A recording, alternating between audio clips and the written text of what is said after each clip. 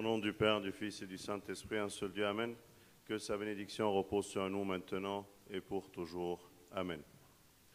Aujourd'hui, et dans la période de l'Avent, on a un message envoyé par un jeune homme qui a couru, s'est mis à genoux devant le Christ. Il lui a posé une question que nous tous on a besoin de poser et de se poser à nous-mêmes aussi, pas uniquement à Jésus comme a fait ce jeune homme-là. Il lui a dit, « Seigneur, que dois-je faire pour hériter le royaume des cieux? Que dois-je faire pour hériter le royaume des cieux ?» Il a présenté à Jésus le royaume des cieux en tant qu'un héritage. L'héritage est donné aux enfants. Et d'ailleurs, il l'a appelé bon maître. Et c'est pour cela le Seigneur d'abord lui a dit, mais pourquoi m'appelles-tu bon? Est-ce que tu me connais? Est-ce que tu connais qui je suis? Tu demandes un héritage. Un héritage, c'est un droit. Mais est-ce que tu as droit à cet héritage du royaume des cieux? Est-ce que tu connais ce qui c'est ce royaume des cieux? Et du coup, le Seigneur, peut-être, ce jeune homme-là, l'a entendu de parler de ce mot héritage du royaume des cieux, parce que dans l'Ancien Testament, on n'a pas cette idée d'hériter le royaume des cieux, mais plutôt de l'attendre. Mais quand on parle d'un héritage, comme je vous dis, c'est un droit. Est-ce que tu as droit à ce royaume des cieux? Est-ce que tu réclames un droit à ton Père, à ton Maître? Saint Paul, dans son épître à Tite, il dit « Afin que, justifiés par sa grâce, nous devenions en espérance héritiers de la vie éternelle. » Comment peut-on devenir héritier de la vie éternelle, sauf par la grâce de Dieu qui nous justifie? Et nous devenons en espérance. On espère ce royaume des cieux. Ce n'est pas un droit. On doit travailler pour l'acquérir. C'est quelque chose qu'on doit travailler pour le mériter. Oui, c'est donné par une grâce, mais aussi par la foi, par espérance en la vie éternelle.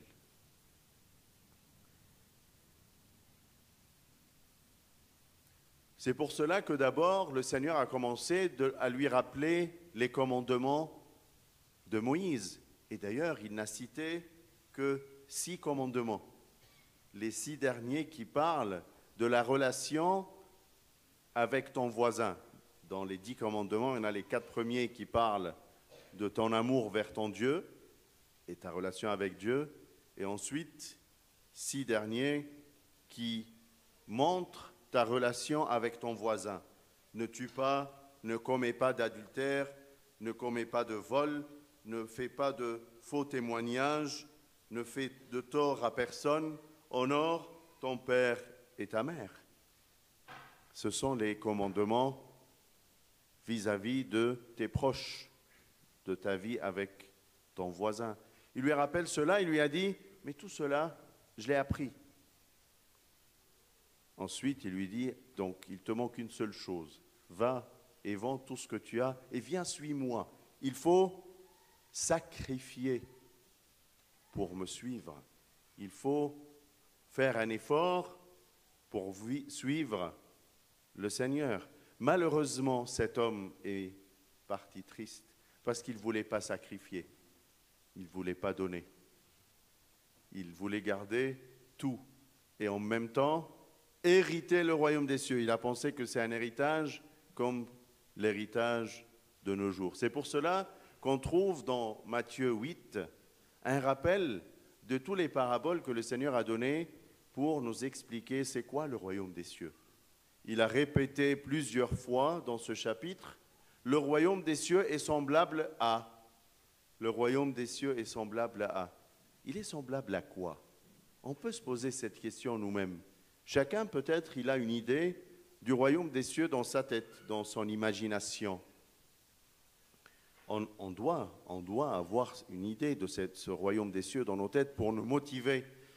Quand tu as un objectif, tu l'imagines, tu essayes de le comprendre, de le savoir, de le mettre, de l'enraciner dans ta tête pour te motiver d'aller jusqu'au bout. Alors, à quoi ressemble le royaume des cieux selon toi? Est-ce qu'il ressemble à un lieu, à un endroit, à un palais, à quoi? Un grand jardin peut-être? Qu'est-ce qu'a dit Jésus par rapport à ce royaume des cieux? Il a dit le royaume des cieux est semblable à une personne qui est sortie pour chercher des ouvriers. Il est passé à la 3e heure, puis à la 9e heure, puis à la 11e heure. Et à chaque fois, il cherchait des ouvriers pour son champ. Il n'a pas cessé de chercher et d'inviter des gens pour venir chez lui. Le royaume des cieux est semblable à un homme. Il a répété la même chose. Le royaume des cieux est semblable à un homme qui est sorti semer. Et sûr, on a entendu cette parabole 2 fois pendant le mois de Hathor, les 2 premiers dimanches. Cet homme est sorti pour semer et chercher les fruits de la semence qu'il est en train de faire. Le royaume des cieux est semblable à un homme qui a trouvé un trésor caché. Il a tout vendu pour acheter ce terrain et obtenir ce terrain. Il est semblable à une perle qu'une personne a trouvée et il a tout vendu pour l'acheter et pour l'avoir. Le royaume des cieux est semblable à un homme. C'est qui cet homme? Ce n'est que Jésus qui cherche chacun de nous. Le royaume des cieux, c'est être avec lui. C'est pour cela, dans Saint Luc, le Seigneur il dit « Le royaume des cieux est en vous ». Être avec lui, c'est être au royaume. Donc si toi, jeune homme, tu cherches à hériter le royaume des cieux, tu as suivi toutes ces règles, mais tu n'as pas suivi le Seigneur, tu n'es pas avec lui, tu n'as pas hérité le royaume des cieux. Tu n'as pas saisi le sens d'être avec lui. Et il continue, le Seigneur, dans les paraboles du royaume des cieux, en disant que le royaume des cieux est semblable à un filet jeté qui cherche des poissons et qui les attend. Comme aussi, c'est un homme qui a fait des noces pour son fils, il a invité plein de gens, mais tous les invités ne sont pas venus. Du coup, il est parti et il a envoyé ses serviteurs pour chercher d'autres personnes, pour les inviter à ses noces. Et une fois tout le monde est présent, ou tous ceux qui ont voulu être présents aux noces de ce roi, il est rentré pour regarder. Il a trouvé une personne qui n'a pas les habits de noces, qui n'a pas gardé ses vêtements de grâce, ses vêtements offerts pour être présent dans les noces. Il ne les avait pas et du coup il a dit non, mais il ne mérite pas d'être présent aux noces. C'est pour cela, saint Antoine, il a parlé de la même chose en disant « Je vis tous les filets de l'ennemi déployés sur la terre, et je dis en gémissant, qui donc passe outre ces pièges, les pièges de l'adversaire, les filets de l'adversaire, comment peut-on fuir les ruses du diable ?» Et j'entendis une voix me répondre « L'humilité. » L'humilité. Il n'y a rien d'autre que l'humilité que tu dois garder dans ton cœur pour avancer en persévérant sur le chemin du royaume des cieux. Pour le suivre, tu devais avoir cette humilité. Mais le problème, c'est qu'on est tellement têtu. On croit qu'en notre raisonnement, moi je connais, je sais. Je ne suis pas ouvert à entendre apprendre. Et en ce moment, je connais la semence du diable, de l'orgueil, qui est présente tellement et qui commence à pousser ses fruits. Attention à cela, parce que dans l'orgueil, tu t'éloignes de son enseignement. Dans l'orgueil, tu perds tes repères pour le suivre. Pour être sauvé, tu as besoin des œuvres que le Seigneur a citées dans les 6 commandements qu'il a cités à ce jeune homme, mais tu as besoin aussi en l'espérance, la foi. Et tu as également besoin de sa grâce, ces vêtements de noces qu'il t'a offerts, de les garder en persévérance, en le suivant. Nous sommes tous invités aujourd'hui à être héritiers du royaume des cieux. Nous devons comprendre ce qu'il s'agit de ce royaume, méditer tellement ces paraboles pour construire cette image multidimensionnelle de ce royaume, comprendre qu'est-ce qu'on est invité à voir, à hériter, pour pouvoir continuer sur son chemin, à le suivre avec humilité, avec foi, en suivant tous les commandements que le Seigneur nous a donnés. النهارده أحبائي سمعنا مع بعض واحنا في فترة صيام الميلاد إنجيل بيقدم لنا شاب كان بيشوف يسوع كده ماشي فيقول لك جري وركض كده ونزل على ركبه وقدام يسوع بيقول له ماذا أصنع يا رب لأرث ملكوت السماوات. أنا عايز أورث الملكوت. أعمل إيه يا رب علشان أخد الملكوت ده كميراث؟ فكان بيدعوه يا معلم صالح. فيسوع بيقول له لماذا تدعوني صالحا؟ ليس صالح إلا لن تعرفني. أنت فاهم أنت بتطلب إيه؟ أنت عارف هو إيه ملكوت السماء؟ أنت عارف أنا مين؟ ولا أنت سمعتني بتكلم عن ميراث فجيت علشان عايز تورث لأنك شخص غني وعايز تكمل الميراث بتاعك. لأن في العهد القديم ما كانش فيه مفهوم الميراث لملكوت السماء. كان ملكوت السماء بننتظر مجيء المسيح، بننتظر المواعيد، لكن في الانتظار ليس هناك ميراث. الميراث هو حق الميراث. فبالتالي انت لما تيجي تطلب من ربنا الميراث ده يبقى انت بتطلب منه حق مكتسب. طب هل علشان تطلب الحق ده تعرف ان انا ابوك؟ تعرف ان الله الاب ده ابوك؟ ولا انت لسه مش فاهم المعلومة دي؟ انت دعوتني صالح، هل الدعوة دي انت فاهم بيها ان انا ابن لله؟ هل انا ابن الله المتجسد؟ هل انت عندك كل المعلومات دي وواعي ليها وفاهمها عشان تيجي تطلب ميراث ملكوت السماء؟ ولا انت جيت علشان يعني وسط الزحمة كده بدون تمييز؟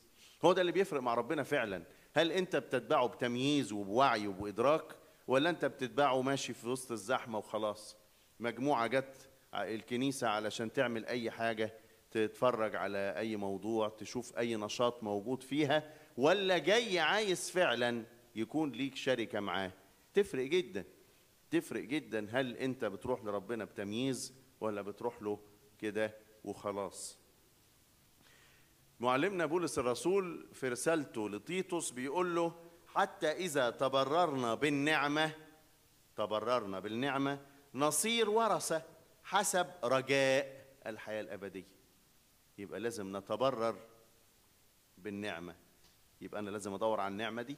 النعمة دي موجودة فين؟ موجودة في المعمودية، موجودة في التوبة والاعتراف، موجودة في التناول.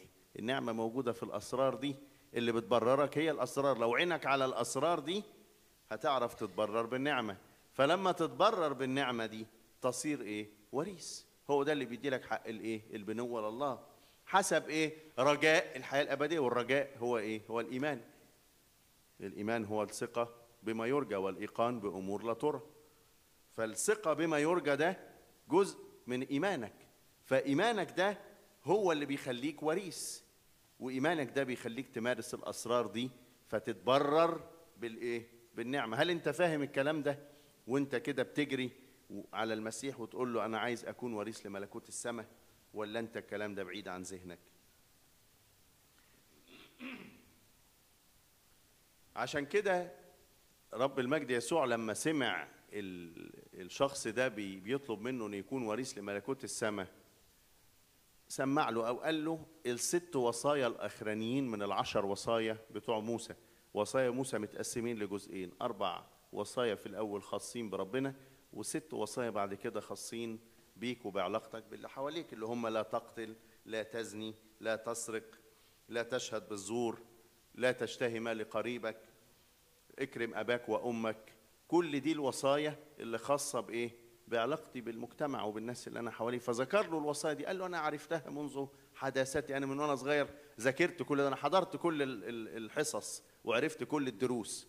طيب ينقصك شيء واحد، اذهب بيع كل مالك وتعالى، تعالى اتبعني، تعالى امشي معايا، تعالى خليك كده ماشي ورايا، خليك معايا باستمرار. هو ده حقيقة ملكوت السماء. أصل أنت لما تدور في متى 8 كده وتشوف أمثلة ملكوت السماء اللي قالها يسوع، هتلاقي كلها بتعرفك، وهي المكان فعلا اللي بيقول فيه ربنا يشبه ملكوت السماوات، ويكمل كذا مرة بيعيدها، يشبه ملكوت السماوات ويكمل. طب يشبه ايه؟ ايه تخيلك انت لملكوت السماء؟ هل عندك تصور لملكوت السماء في ذهنك كده، في شكل، في مكان، في وضع، في طريقة لملكوت السماء؟ مطلوب منك ان يكون عندك ده. انت لما يبقى عندك هدف تقعد تتخيله في ذهنك وتسرح فيه ويشغل بالك، فلما يشغل بالك ويشغل ذهنك تجدد دوافعك وتجدد نشاطك كل يوم علشان تكمل. ما انا عايز اوصل.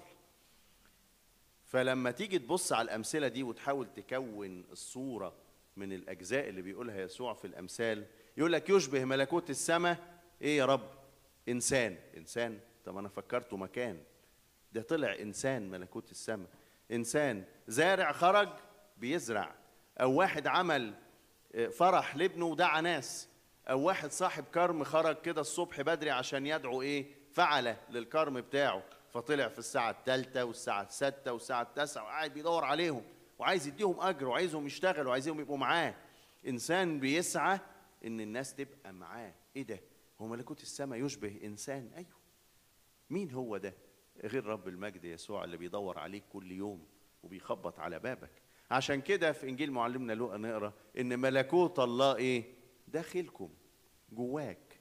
ملكوت السماء معاك وفيك، مش بيسيبك، مش بيتركك. انت اللي بتغفل عنه، او انت اللي ما بتقبلش للدعوه دي. لما تلاقي في الدعوه بتاعت صاحب الفرح ده يقول لك دعا ناس كتير بس بيبص مفيش حد. ايه ده؟ مفيش حد عايز يجي؟ كل المدعوين مش عايزين يجوا؟ مش ممكن. ازاي؟ طب اطلعوا هاتوا شوفوا دعوا الناس اللي عايزه تيجي، مين عايز يجي؟ وخلوه يدخل. بس بعد ما دخلوا بص كده عليهم، لا واحد مش لابس ثياب العرس، ده انت واخدها هديه. ثياب العرس دي اللي هي المعموديه والتوبه والاعتراف والتناول، اللي هي انك بتحافظ على تجديد الروح القدس اللي جواك. هو ده ثياب العرس اللي بتحافظ عليه. بس لقى واحد مش عليه، قال له لا ما ينفعش.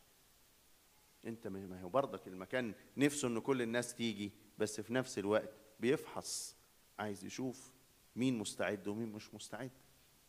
يقول لك يشبه ملكوت السماء شبكه القيت كده في البحر بتدور على السمك. فين السمك؟ ابو الزارع بيدور على ايه؟ على الثمر. كل دي ادوات قدمها المسيح عشان نفهم ايه هو ملكوت السماء. ولما يقدمه لك من الناحيه الثانيه، من ناحيتك انت، يقول لك ده برضك انسان وجد كده ايه؟ كنز كبير، فراح بايع كل في ارض مدفون، فباع كل شيء واشترى الارض دي عشان ياخد الكنز. او انسان برضك لقى كده ايه؟ جوهره غاليه، قال لك انا عايز اخد الجوهره دي، فباع كل حاجه عشان ياخدها. حاجه بتدور عليها، حاجه بتجتهد عشان تاخدها. ملكوت السماء بيغتصب وبيكتسب، وبتدور عليه وبتدور تاخده وبتسعى ان هو يبقى معاك. مش حاجه كده وخلاص، مش حاجه انت بتورثها، يا ان ده حق مكتسب. لانه كده الولد ده او الشاب ده كان فاهم الموضوع غلط، فرب المجد حب يصحح له المفهوم ويقول له لا، انت عليك دور. صحيح انت بتاخد ملكوت السماء ده كده هو معطى ليك، لكن انت دورك ايه؟ هل انت فعلا بتعيش الوصايا اللي انت شايفها دي وحاسسها وحافظها، يعني مذاكرها؟ هل بتعيشها؟ ولا كده أنت مذاكرها وعارفها منذ حداثتك وخلاص؟ ولا أنت فعلا بتدور على ملكوت السماء؟ دور عليه جواك، فتش، هتلاقي المسيح جوه بس ساكت لأنك مش بتخليه يتكلم. هتلاقي المسيح قاعد جوه بيخبط على باب قلبك وبيقول لك افتح افتح حبيبي، أنا عايز أتكلم معاك، عايز يكون بيني وبينك حوار. نفسي إنك تستقبل السنة الجديدة بمشاعر مختلفة. نفسي تستقبل طفل المزود وانت فعلا عندك شغف ليه وعارف ان هو ده الطريق لملكوت السماء، ان معاه وبيه وفيه ملكوت السماء، مش في حتة تانية. دور كده انك تبقى معاه، دور ان هو يكون في قلبك، يبقى عندك العلاقة الشخصية معاه، عندك المشاعر اللي بينك وبينه بشكل كده شخصي. هو ده ملكوت السماء، هو إنسان بيخبط على باب قلبك وبيقول لك افتح، نفسي أدخل ويكون لي مسكن ومكان حقيقي بإفراز وبوعي وبإيمان في القلب بتاعك. ربنا يدينا أحبائي أن يكون سامعين عاملين فرحانين بمجيئه وبقدومه في قلوبنا. له كل مجد وكرامة من الآن وإلى الأبد آمين.